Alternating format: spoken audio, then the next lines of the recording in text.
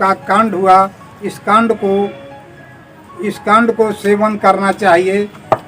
और कांड में ये गांठ जैसा होता है बीच बीच में, ये गांठ देख रहे हैं ना, ये गांठ होता है। डॉक्टर वीरेंद्र आपका स्वागत करता हूँ वीरेंद्र आयुर्वेदा चैनल पर। मैं आपको आज एक काष्ठ औषधि यानी एक पौधा के बारे में बता रहा हूँ। वह पौधा का नाम है गुरुची। उसको गिलोय भी कहा जाता है या अमृता भी कहा जाता है। तो मैं आपको सबसे पहले ये बता दूँ गुरुची का उत्पत्ति।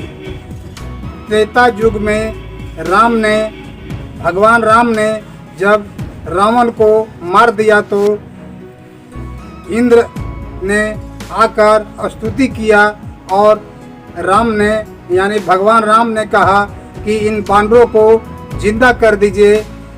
तो इंद्र भगवान ने अमृत सिक्त द्वारा पांडवों पर छींटने से वानर तो जीवित हो गए और जहाँ जहाँ अमृत का बूंद गिरा वहाँ वहाँ गुरुची का उत्पत्ति हुआ।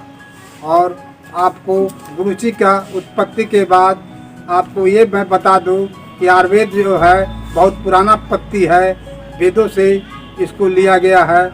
और आपको गुरुची के बारे में, गुरुची का दोष कर्म, गुरुची जो है वात पित्त कफ तीनों दोष को यानी तीनों दोष के विकार से जो व्याधि उत्पन्न होते हैं, गुरुची तीनों दोष को शमन करता है यानी नाश करता है। और बाह्य प्रयोग कुष्ठ रोग में या वात रक्त रोग में गुरुची का सिद्ध तेल लगाने से कुष्ठ रोग समाप्त होता है, वात रोग समाप्त होता है। आपको मैं अब अभ्यंतर प्रयोग बतला रहा हूँ। तृष्णा में, छर्दी में, अग्निमांद में, उदरशूल में, यकृत में, कामला में और कृमि रोग में गुरुची का उपयोग करते हैं और अच्छा लाभ मिलता है। रक्तवा संस्थान पर इसका प्रयोग हृदय दुर्बल में, रक्त विकार में यानी वात रक्त में या आम वात में, पांडु रोग में गुरुची का उपयोग करते हैं और बहुत अच्छा लाभ मिलता है। श्वसन संस्थान पर काश में गुरुची का उपयोग करते हैं और बहुत अच्छा लाभ मिलता है। मूत्रा संस्थान पर प्रमेह में, मधुमेह में यानी डायबिटीज में विशेष करके गुरुची का प्रयोग करने से लाभ मिलता है। और प्रजनन संस्थान में, शुक्र दुर्बलता में अगर गुरुची का उपयोग करते हैं तो शुक्र का वृद्धि करता है। और कुष्ठ रोग में या चर्म विकार में या विसर्प पर गुरुची का उपयोग करने से बहुत अच्छा लाभ मिलता है। और जीर्ण ज्वर में या विषम ज्वर में अगर गुरुची का उपयोग किया जाए तो ज्वर जो है शांत हो जाता है, ज्वर उतर जाता है, चाहे जीर्ण ज्वर हो या विषम ज्वर हो। और दुर्बलता में दिया जाता है, जिस मनुष्य के शरीर कमज़ोर है या कमजोरी हो गया है उसमें भी दुर्बलता में गुरुची का उपयोग करने से बहुत अच्छा लाभ मिलता है। और इसका गुरुची का प्रयोग अंग कांड जो है से उपयोग में लाना चाहिए। और आपको एक और बात बता दूं कि वात में घृत के साथ प्रयोग करना चाहिए, पित्त में शक्कर के साथ प्रयोग करना चाहिए और कफ में मधु के साथ प्रयोग करना चाहिए। और गुरुची जो है बहुत श्रेष्ठ औषधि है और व्याधि को नाश करने वाला है, पित्त को शमन करने वाला है, ज्वर को शांत करने वाला है और वात रक्त को नष्ट करने वाला है और जरा व्याधि को दूर करने वाला है। यह जो है गुरुची बहुत रसायन कर्म करता है, रसायन के अंतर्गत यह औषधि को रखा गया है। गुरुची जो है बहुत अच्छी औषधि है। मैं आपको गुरुची का पौधा के बारे में आपको बता दूं। गुरुची का उपयोग पौधा यही है। गुरुची का पौधा आप देख सकते हैं।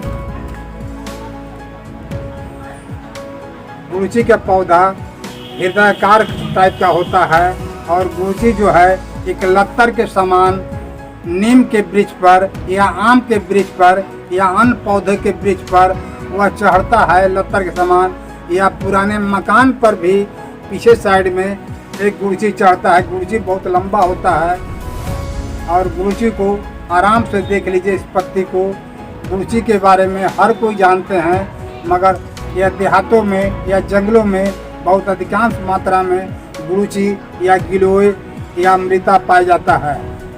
और इसका गुड़ची में जो है से ये आपका कांड हुआ, इस कांड को सेवन करना चाहिए। और कांड में ये गांठ जैसा होता है बीच बीच में, ये गांठ देख रहे हैं ना, ये गांठ होता है और इसको छीलने पर आराम से इसमें मसल गुदा ऐसा निकलेगा। ये गांठ होते हैं और गुड़ची को आप आराम से पहचान लीजिए। गुड़ची जो है बहुत अच्छी औषधि है और इसको उपयोग करने से सारा व्याधि शरीर से दूर होता है, आदमी स्वस्थ होता है और वह हमेशा के लिए लंबा वायु जीता है।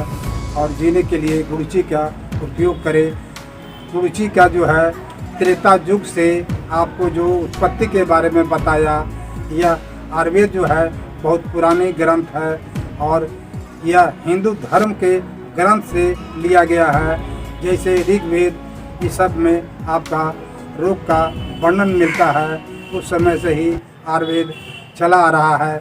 आज भी आयुर्वेद को आगे बढ़ाना है आपको और आयुर्वेद को शिखर पर पहुंचाना है।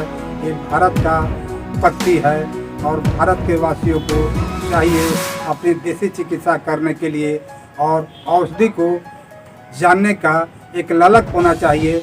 मैं ये नहीं कह रहा हूँ कि काम धाम छोड़कर जड़ी बूटी को ढूंढते रहिए।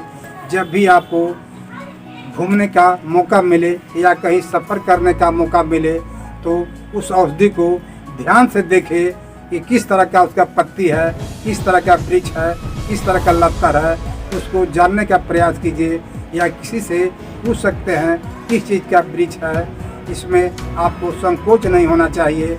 और मैं इस वीडियो देखने के लिए मैं आपको धन्यवाद दे रहा हूँ।